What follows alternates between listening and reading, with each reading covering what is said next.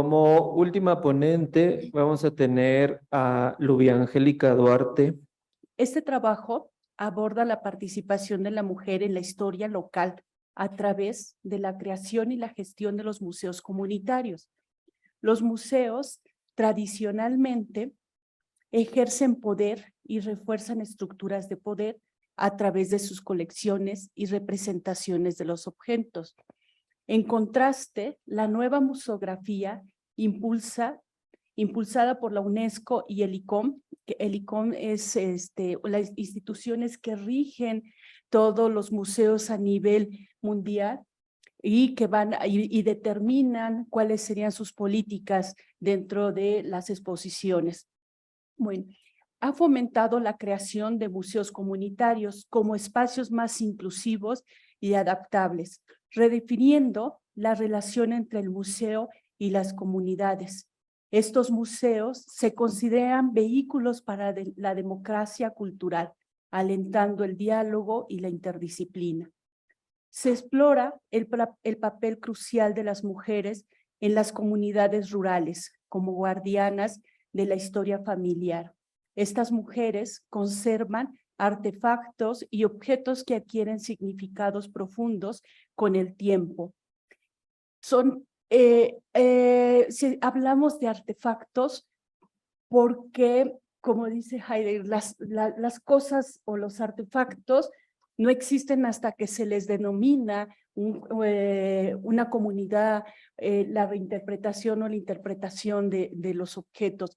Y museográficamente, cualquier artefacto o cosa que le decimos puede tomar un proceso histórico. Entonces, para cuando llega ese objeto que cuando uno entra al museo, dicen que son objetos artísticos, pero para nosotros dentro del museo no tienen una narrativa y se convierten solamente en artefactos. Entonces, por eso aquí voy a hablar mucho de artefactos y objetos, porque sí hay una diferencia para nosotros cuando es artefacto o cuando es un objeto y cuando se convierte en un bien cultural.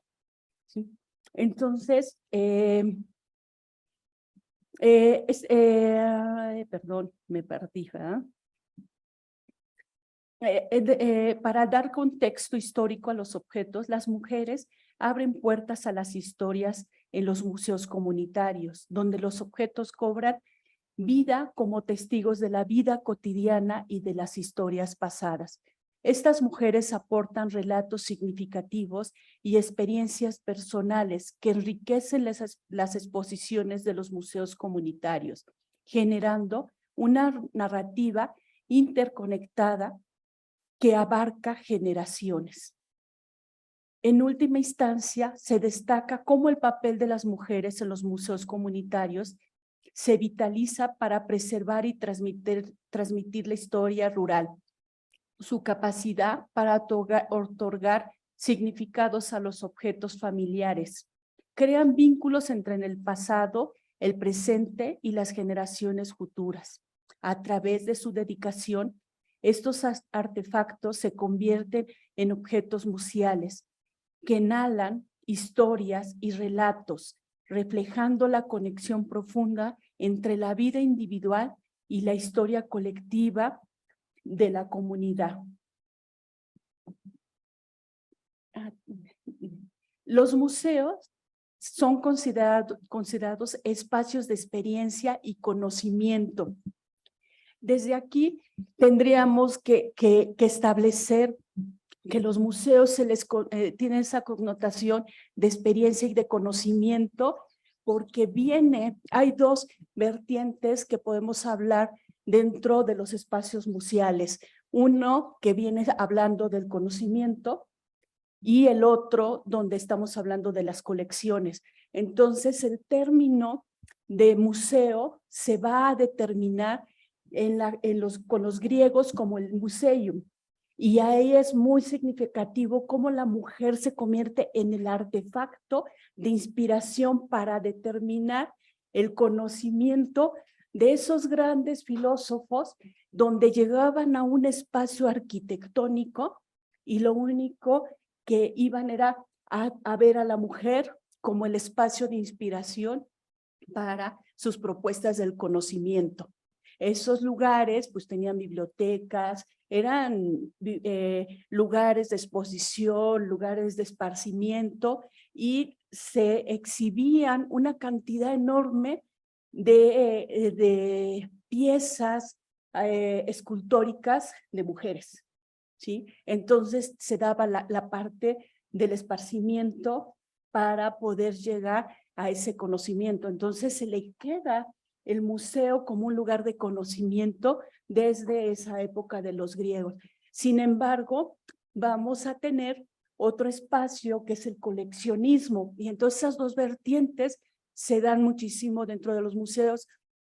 ¿Por qué? Porque el coleccionismo se empieza a dar más en la Edad Media, donde a nombre de Dios,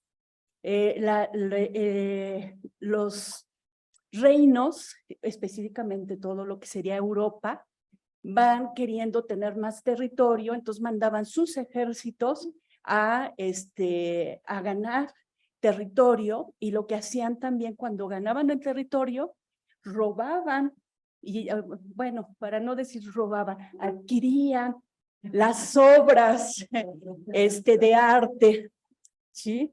Y entonces cuando adquieren esas obras de arte, la empiezan a dividir entre dos grupos de poder, el religioso y la burguesía. El religioso se queda con todo ese poder de conocimiento, y la parte que se da dentro de la burguesía se quedan con las piezas más raras y cosas de oro, mientras que el conocimiento, libros y toda la parte de religiosa.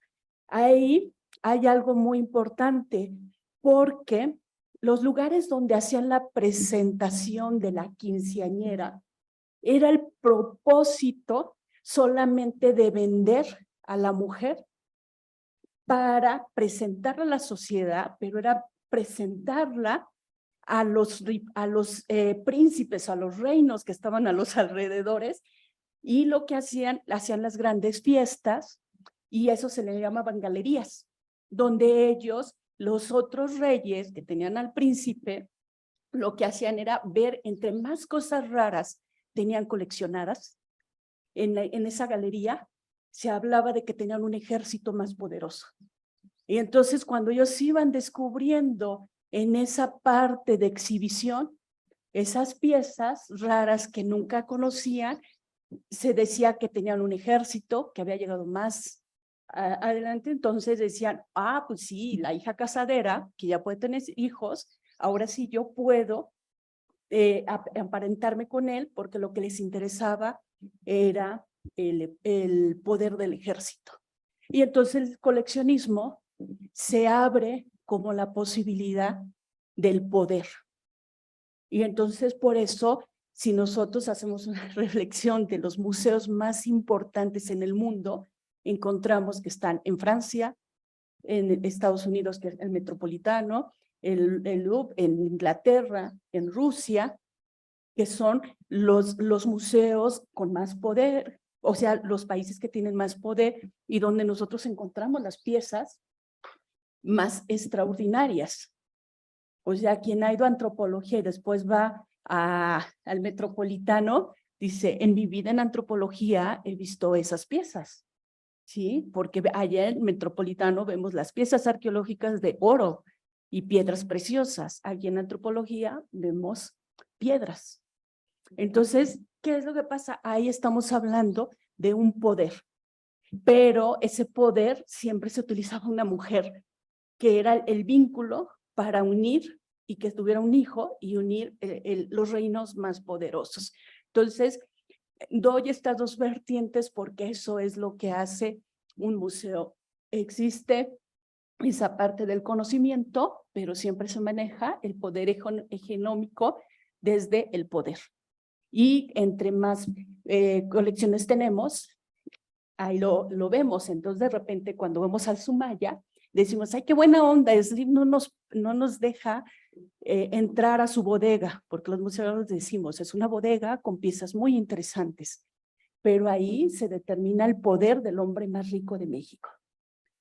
Entonces, ahí esa es una parte importante de los poderes, ¿sí? Entonces, continuaré, perdón, creo que voy mal. Entonces, los museos, como les había dicho, se consideran espacios de experiencias y conocimientos, pero también ejercen y refuerzan el poder a través de sus colecciones y la presentación de los objetos. Estas narrativas a menudo reflejan y perpetúan las estructuras de poder existentes en la sociedad. A lo largo de la historia, las relaciones entre el coleccionismo y el poder ha sido estrecha, siendo una manera en que las élites y los líderes han demostrado su riqueza y estatus. No obstante, en la década de los 60, un movimiento revolucionario en el ámbito museológico desafió las normas y tradiciones de los museos convencionales, la corriente de la nueva museografía o la museografía crítica, esta impulsada por la UNESCO y el ICOM. Buscó revitalizar estas instituciones, cuestionando los museos tradicionales y las exhibiciones simplemente por poder y no por narrativa.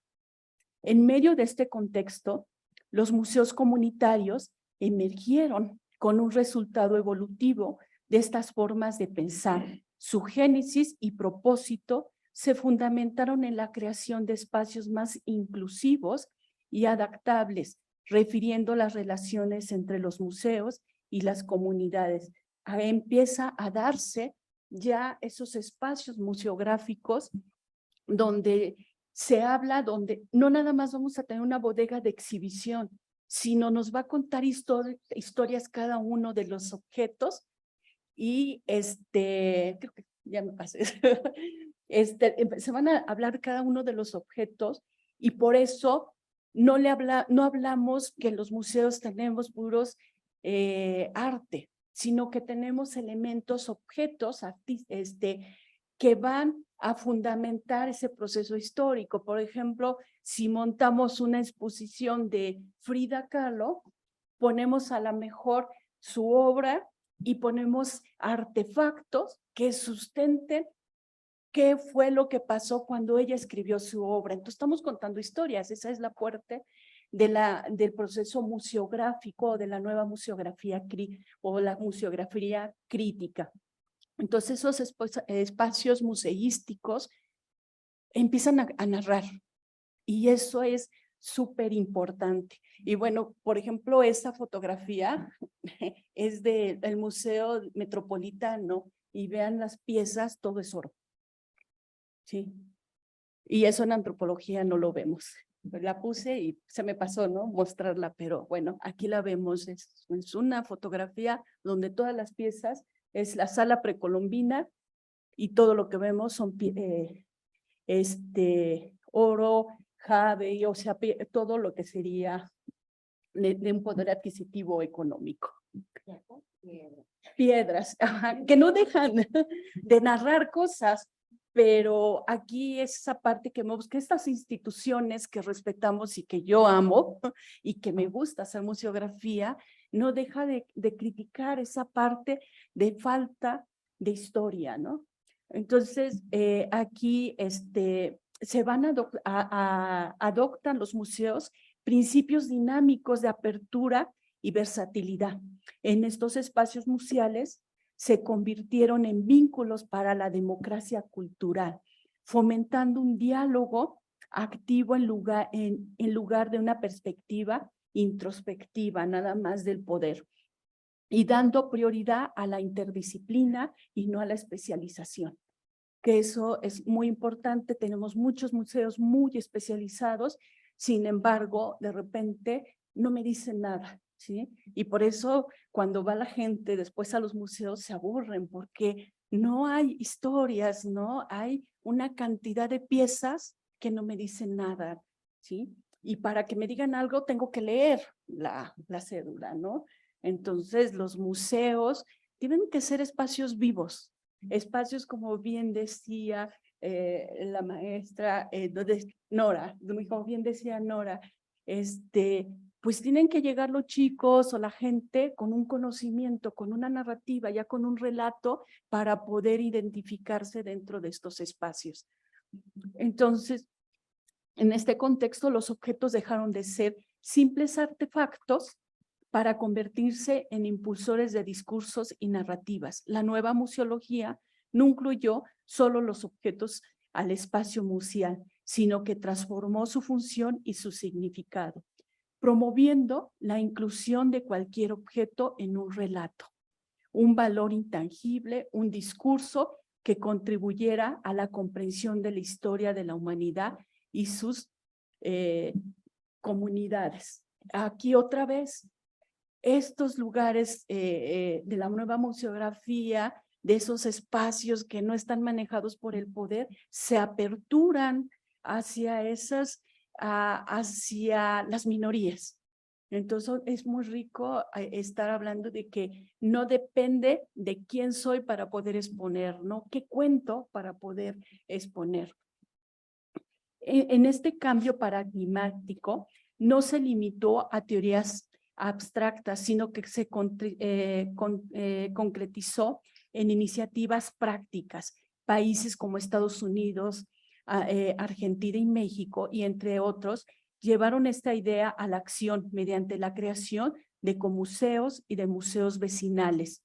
En contexto en América Latina, especialmente en México, los museos comunitarios prosperaron como resultado tangible de esta transformación museística. Y entonces el museo, al anterior, dejó de ser un espacio también arquitectónico, empezó a ser que muchos de repente dicen, pues son de repente empiezan a cuestionar qué es arte, si no es arte, pero empezó a experimentar, a salirse de ese espacio sagrado y empezó a buscar otros espacios donde se contenía objetos y se contaban historias y narrativas del lugar. En esta esencia, estos museos surgieron como recursos educativos, culturales, diseñados por y para la comunidad, estableciendo una conexión directa con el patrimonio cultural y siendo administrados colectivamente a través de un proceso reflexivo. No obstante, y a pesar del entusiasmo inicial, la realidad ha sido agridulce. Una considerable cantidad de los museos comunitarios que florecieron en la década de los 80s, 90s, han tenido que cerrar sus puertas debido a las restricciones presupuestales, especialmente en los últimos sexenios, ¿no? De los 55 museos existentes en 5 estados, en 1988 únicamente quedaron 16 aproximadamente en la primera década del siglo, en nuestra primera década, del 21, ¿no? Que están mayormente concentrados en 2 estados, y especialmente en Oaxaca, por supuesto, en Oaxaca por un poco por el defensor que tenemos, que ya murió, Toledo, que fue el que defendió muchísimo esa parte y bueno, es un sitio de arte, ¿no? Donde todavía se ve. Y aquí, entonces, aunque no realmente no disponemos de cifras precisas o cantidades, se han cerrado, pero actualmente ya en los 20, después de la pandemia, se ha empezado a abrir otra vez museos comunitarios. Sin embargo, en los pintorescos paisajes de las comunidades rurales, las mujeres emergen como guardianas invaluables de la historia familiar y los museos comunitarios, que en los rincones resguardan de sus hogares artefactos y empiezan a desempeñar un papel fundamental como cuidadoras celosas de estos artefactos y objetos que con el tiempo adquieren un significado trascendental. Estos tesoros se convierten en auténticos objetos museales, portadores de historias que trasciende las narrativas individuales para resonar en lo más profundo de la comunidad. Las mujeres rurales, en su incansable compromiso, asumen la responsabilidad de conservar y preservar los objetos que han sido testigos silenciosos de las vidas que han tocado, desde herramientas ancestrales hasta tejidos familiares y utensilios que han atravesado generaciones. Estos artefactos se convierten en los cimientos tangibles de una historia compartida. A medida que estos objetos son atesorados y transmitidos, las mujeres en su rol de guardianas van más allá del simple acto de cuidarlos, los convierten en portadores de un legado colectivo. Al dotar a estos artefactos de un contexto histórico, estas mujeres abren las puertas a la historia dentro del museo comunitario. Los objetos dejan de ser posesiones personales para transformarse en testigos vivos de la vida cotidiana. Los logros y desafíos enfrentados por generaciones pasadas. Al encontrar su lugar en el museo, estos objetos recobran vida y se convierten en elementos esenciales para narrar la historia más amplia de la comunidad rural en los espacios museísticos. El proceso de proporcionar un contexto histórico a estos objetos es similar a descubrir tesoros ocultos, gracias a su profundo conocimiento y su conexión emocional con estos artefactos. Las mujeres rurales son capaces de narrar historias que trascienden la superficie. Cada objeto se convierte en un punto de partida para relatar momentos significativos, tradiciones arraigadas y la evolución de la vida en la comunidad a lo largo del tiempo.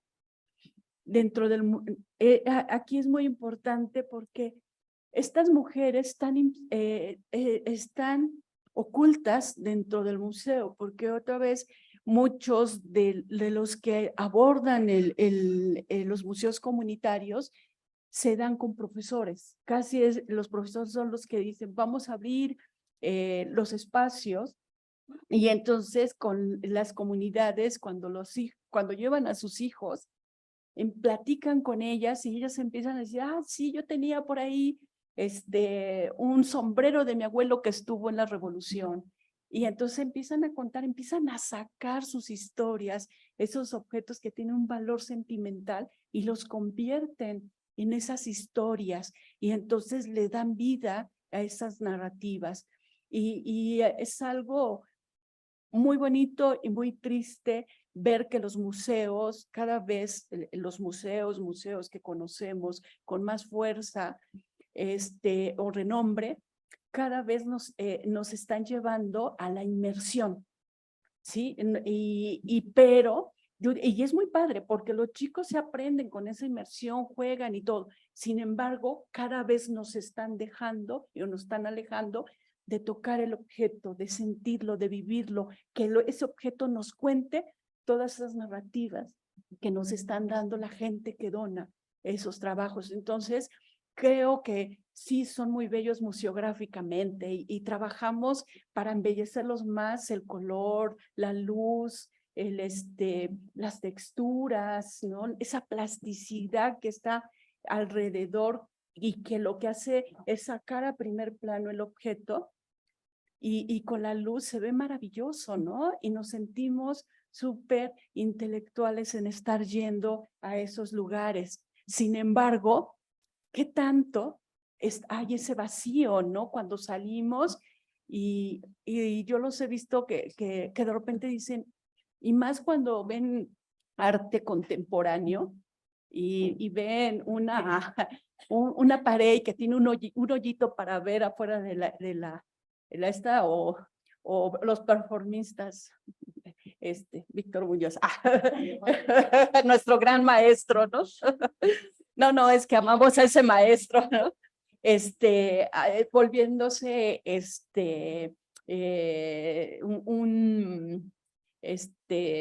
un sello humano, ¿no? Y pegando, escribiendo, pintando con el cuerpo, ¿no? Es una acción muy interesante, pero esas acciones no a todos los visitantes les deja algo, ¿sí? Y lo sienten vacíos o de repente nada más pasen, oh, no, sí, padrísima, ¿no?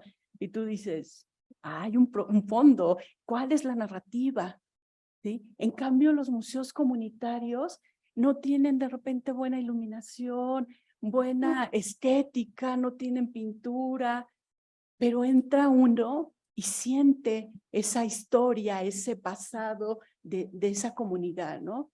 Y quien hace después las museografías son las mujeres, porque son las que van poniendo y le ponen mantel y que son manteles tejidos por ellas, ¿no?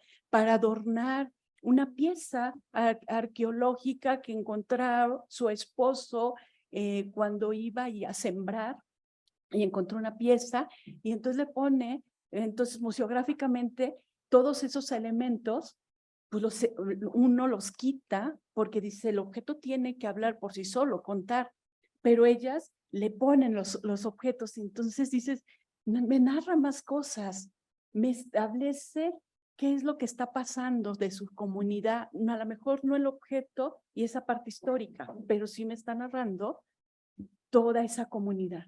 Entonces hay una gran diferencia esa parte entre los museos comunitarios. Entonces, en última instancia, el papel de estas mujeres en el museo comunitario es esencial para preservar y transmitir la riqueza de la historia rural, de la historia de las minorías, su capacidad para otorgar significados y contextos a los objetos familiares. Permite que la historia cobre vida de manera única y conmovedora, especialmente conmovedora. Vamos a dejar, no tiene buena iluminación, no tiene buen recorrido, pero es muy conmovedora ver a través de los ojos de que ellas cómo narran sus propias historias.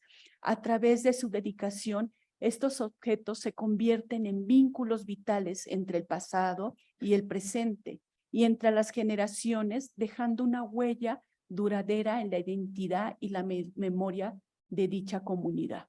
Estas mujeres rurales son, con su cuidado y pasión, elevan los objetos familiares a una categoría superior, transformándolos en objetos museales que exhalan historias y relatos que reflejan la profunda conexión entre las vidas individuales y la historia colectiva de la comunidad. Como se ha mencionado previamente, el surgimiento de los museos comunitarios en México tiene sus raíces en los años ya específicamente 80, aunque se da una propuesta desde los 60. Está estrechamente relacionado con el concepto de la nueva museología.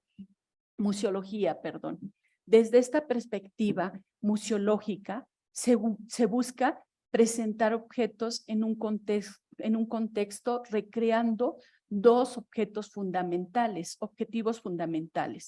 preservar el patrimonio y brindar educación sociocultural, adaptada a las necesidades de la comunidad local. Estos espacios son considerados de gran relevancia por los visitantes, ya que les permite comprender las raíces históricas de sus comunidades y conectarse con su identidad cultural. Este enfoque de la nueva museología, impulsada por la evolución y la concepción tradicional de los museos, fomenta una interrelación activa entre el objeto y su contexto histórico y cultural. Los museos comunitarios van más allá de ser simples contenedores de objetos, como el Sumaya, ¿no?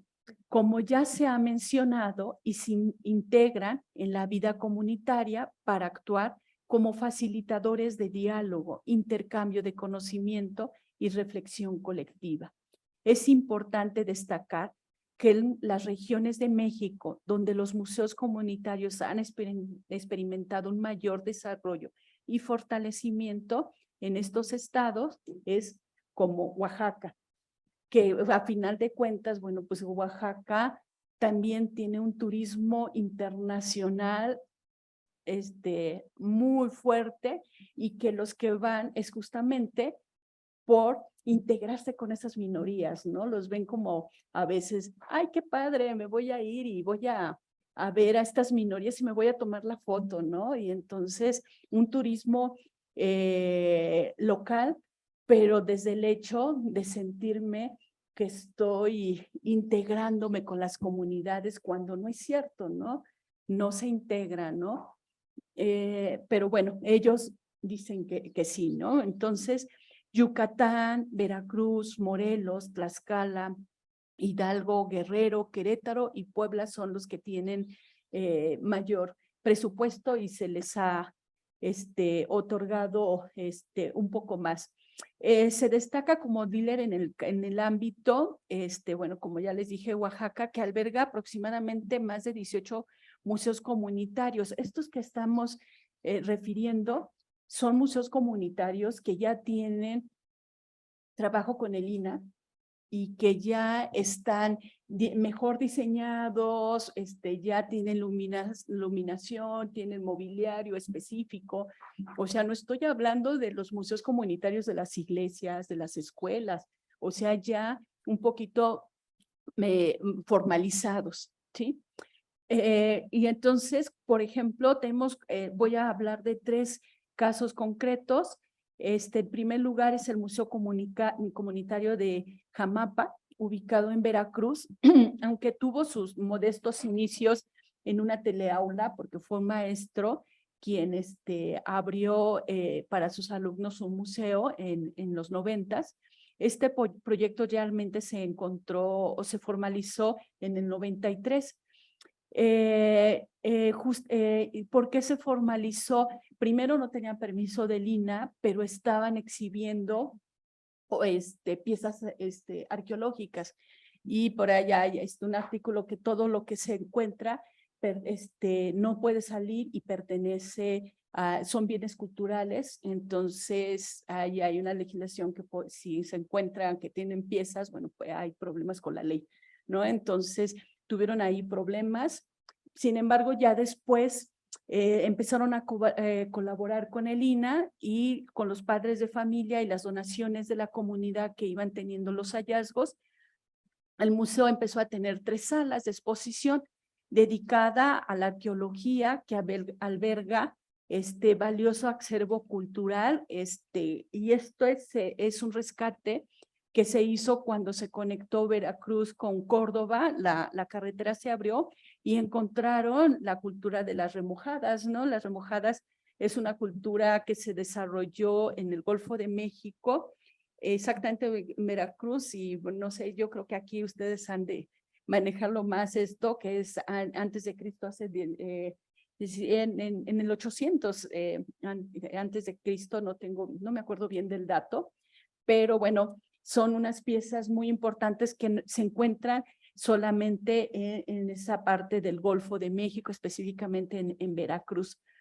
Y además, por eso es importante este museo de Jamapa, ¿no? Por esos hallazgos que tiene, ¿no? Y tiene una cantidad, por supuesto, todas son piedras. O sea, si hubo más hallazgos, no sé dónde están. Sí, porque no puede ser que nada más sean esas piedras. Ya les comenté, pues son son las remojadas, las que están,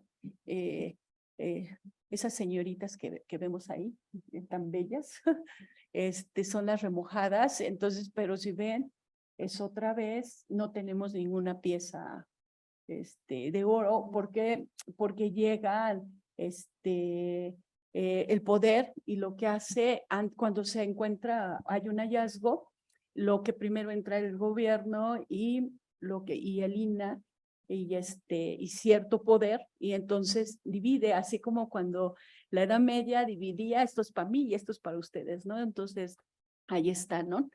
Y bueno, y muchas de esas que también encuentran piezas de oro, pero las venden la comunidad porque, bueno, tienen necesidad, y entonces van y saben dónde hay hallazgos, y van muchos antropólogos o promotores de la cultura o gente que ya sabe dónde hay y compra las piezas.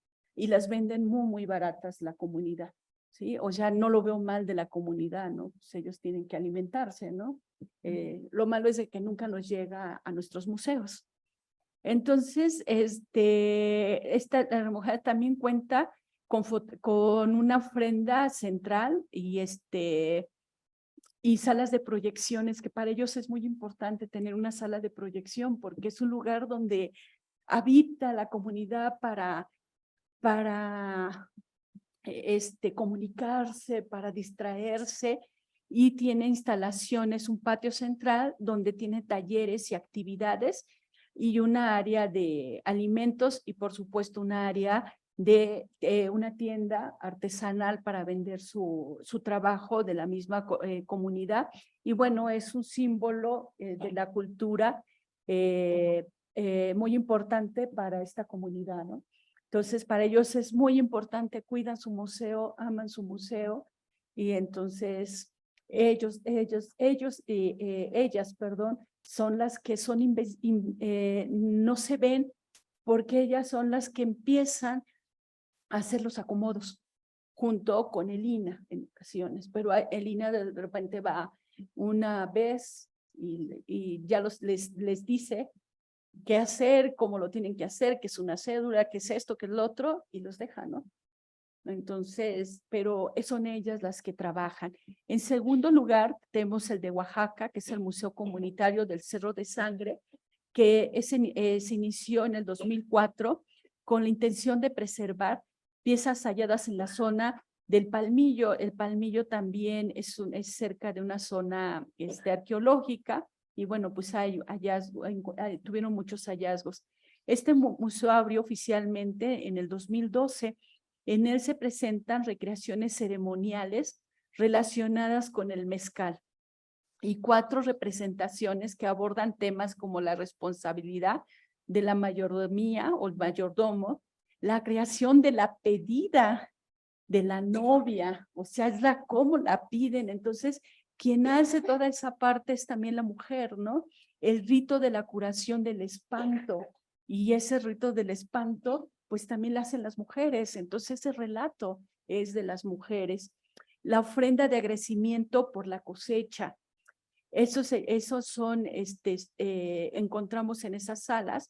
Los artefactos utilizados en la museografía fueron donados por la comunidad, y las salas también, que también ahí tengo algunas de las salas, albergan fotografías históricas, tanto históricas como contemporáneas, de las historias que tenían en sus hogares las mujeres y que van sacando. Aquí era mi abuelo con Zapata, ¿no? Y ahí sacan la fotografía, no lo sé, van sacando todas sus historias, así como instrumentos vinculados a la producción del mezcal, como una rueda de molina de piedra, que es muy importante.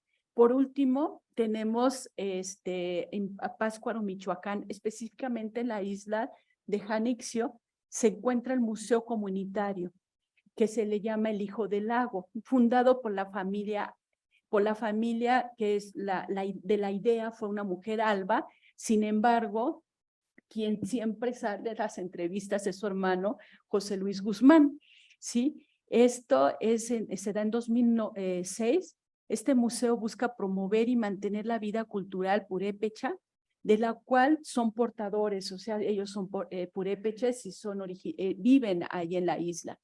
A través de su trabajo que se desempeñan, porque son maestros, son educadores, los compromisos con la comunidad y las actividades culturales que realizan, porque hay mucho turismo en la isla, entonces realizan muchas actividades, y los purépechas específicamente en Janixio es un pueblo que contiene todo su trabajo, con los mismos del pueblo, o sea, no hay gente de fuera.